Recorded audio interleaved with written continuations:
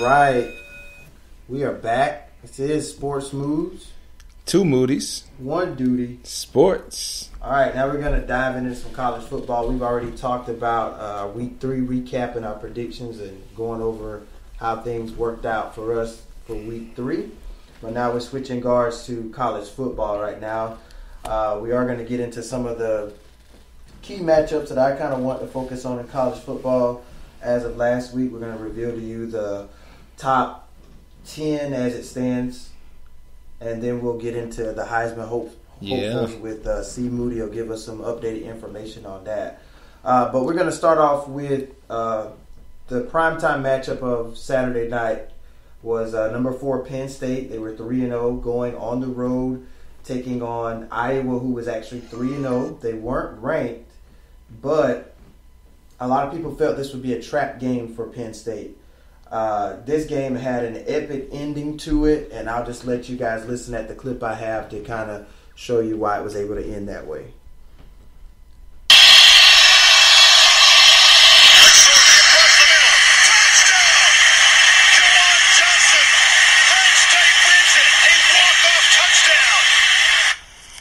So as you heard it, a walk-off touchdown for Penn State in the closing seconds of the game.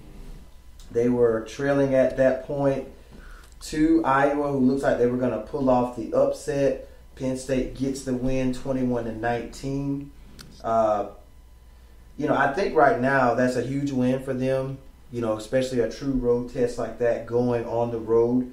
I think right now it's time to take them serious now. A lot of people felt like, I know last year they had a really great season, and a lot of people didn't know how they would follow up into this season with it. Again, we remember they did win the Big Ten championship last year, right? But they did not get the bid to go to the college football playoff. They chose Ohio State over them. Yeah. And even though they did beat Ohio State one-on-one, they still chose Ohio State to go to the playoff over them. So I really believe Penn State, we do have to start taking them serious right now, given the fact that they were snubbed out of the playoffs last year.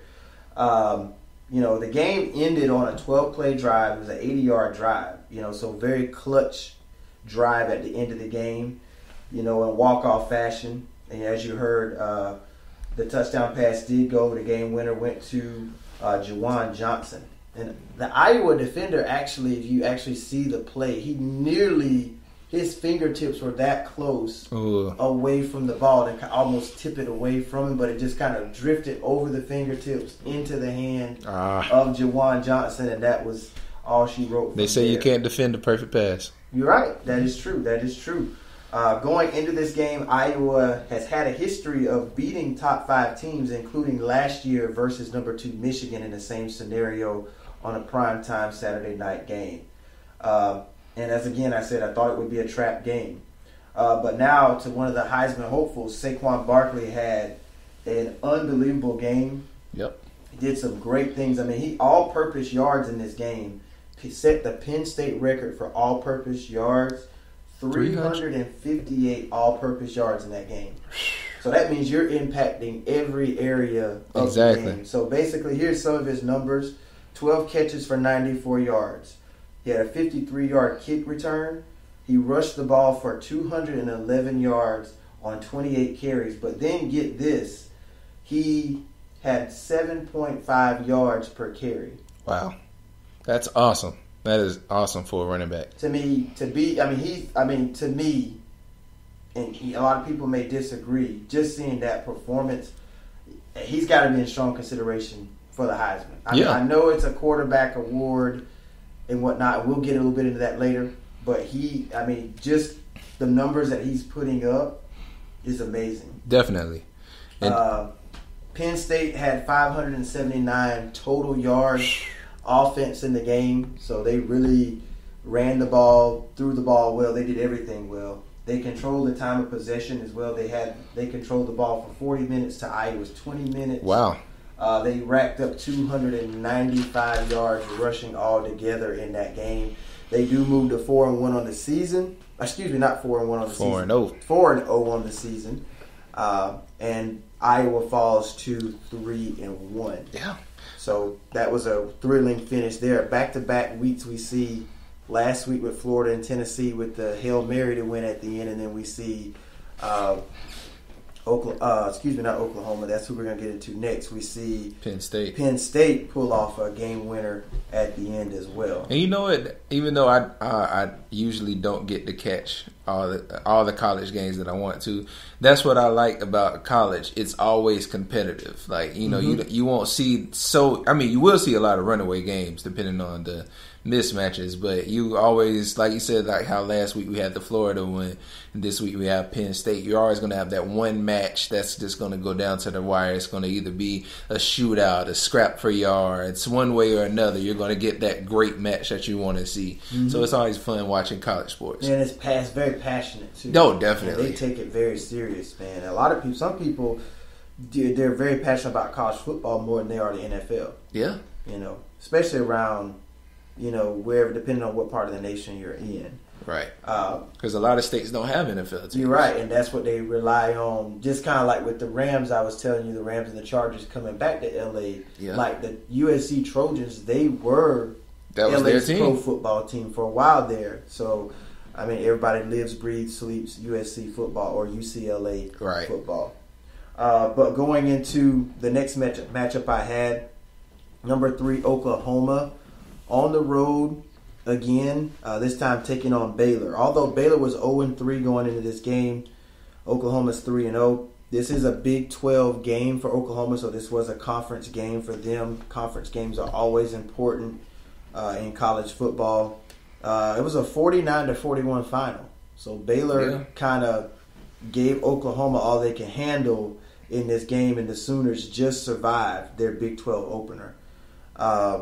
Baker Mayfield, Heisman hopeful, 13 of 19, 283 yards, 3 touchdowns through the air.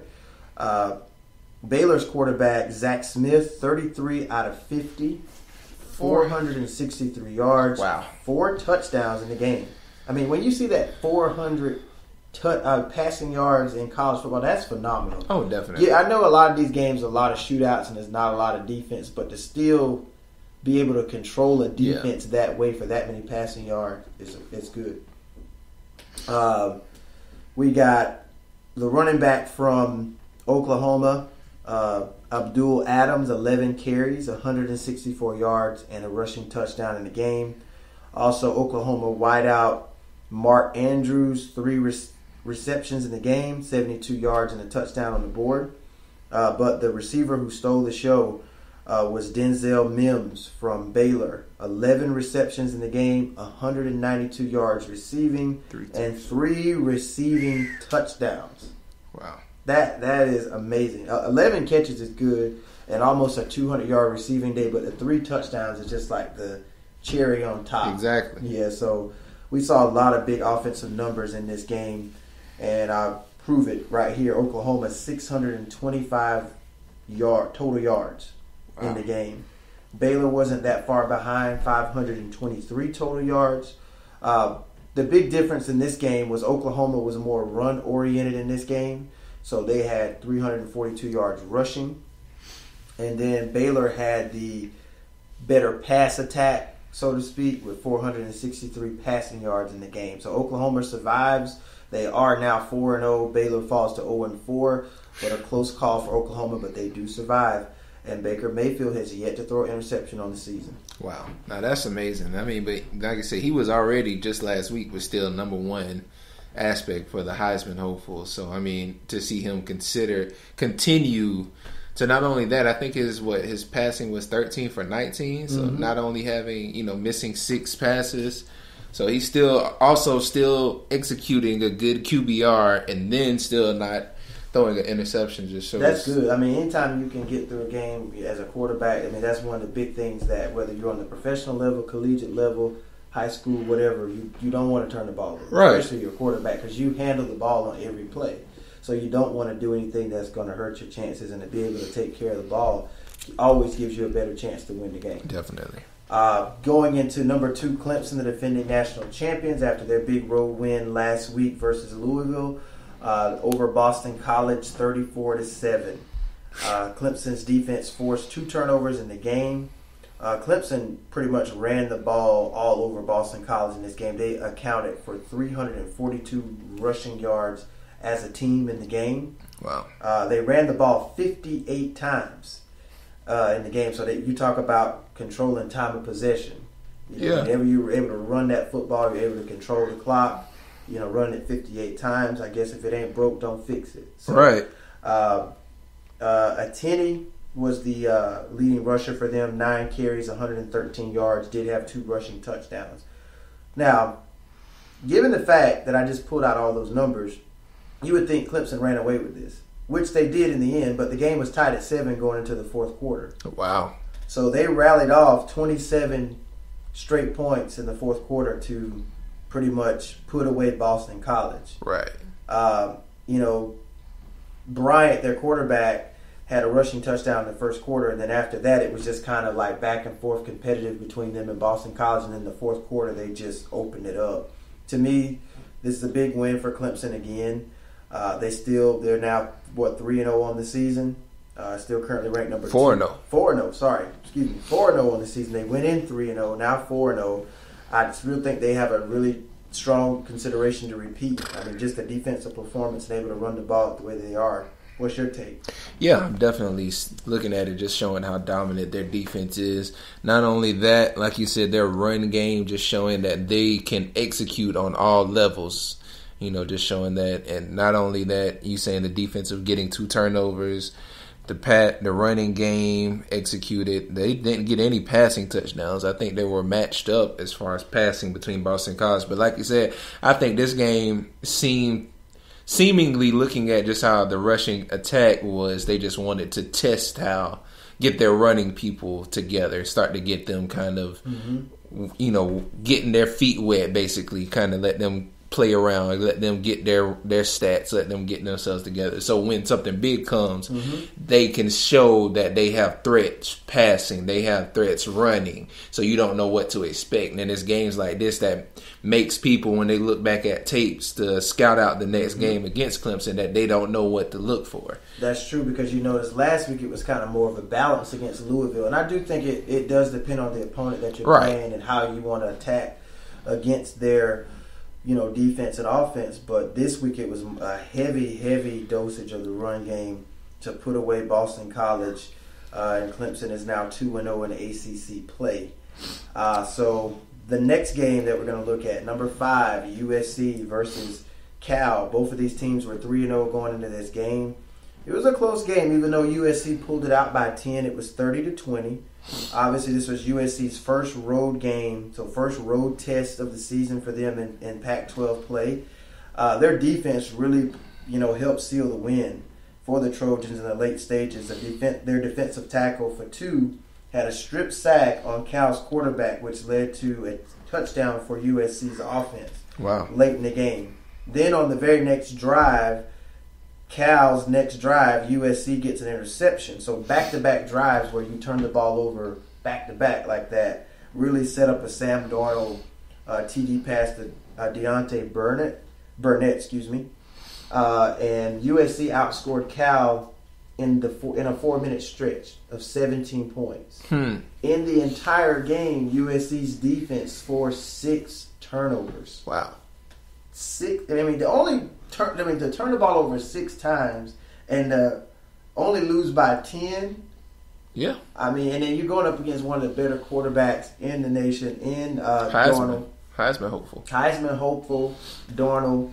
But yeah, forcing 6 turnovers, you got to give your credit to the USC defense. They are now on a 13-game win streak, carrying over from last year.